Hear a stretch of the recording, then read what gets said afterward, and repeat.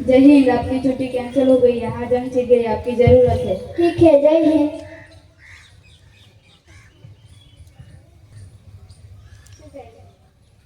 ઘડી ચાલ થઈ ગઈ છે, મારે જવું પડે એમ છે. હજી મેં આપણા દીકરાને સરખો રમાડે પણ નથી. આપણા દીકરાની તમે ચિંતા ન કરો, તેને હું સાચવી લઈશ. ભારત માતાને અત્યારે તમારી ખાસ જરૂર છે. સારું, ચાલો હું જાઉં છું. તમારા બંનેનું ધ્યાન રાખજો. જય શ્રી કૃષ્ણ. જય શ્રી કૃષ્ણ.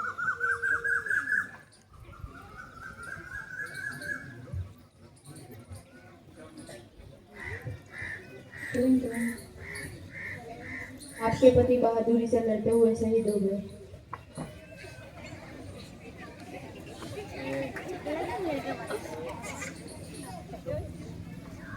આ તો વિડિયો મેં જોયેલા, આ વિડિયો મેં જોયો ઇન્સ્ટાગ્રામ પર.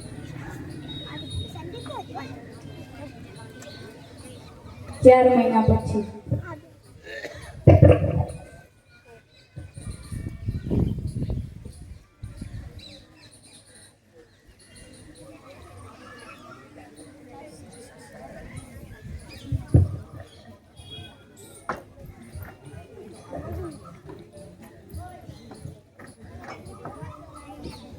હેલો,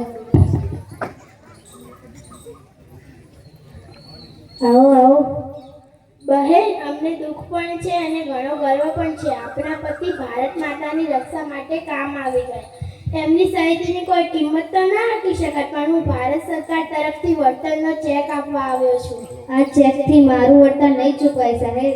બહેન, પૈસા ઓછા પડતા હોય તો કહો, હું ઉપર વાત કરીને પૈસા વધુ મંજૂર કરાવું. ના સાહેબ, આ ચેકથી આ પૈસાથી હું મારા દીકરાને મોટો કરીશ અને એને આર્મીમાં મોકલીશ. પછી મારા પતિના એક માથાના બદલે મારો આ સાવક દુશ્મનના 100 માથા વીંધીને આવશે ને ત્યારે મારું વળતર વળશે. પણ બહેન, તમારે તો એકનો એક દીકરો છે. ઘડપણમાં તમારો સહારો કોણ બનશે?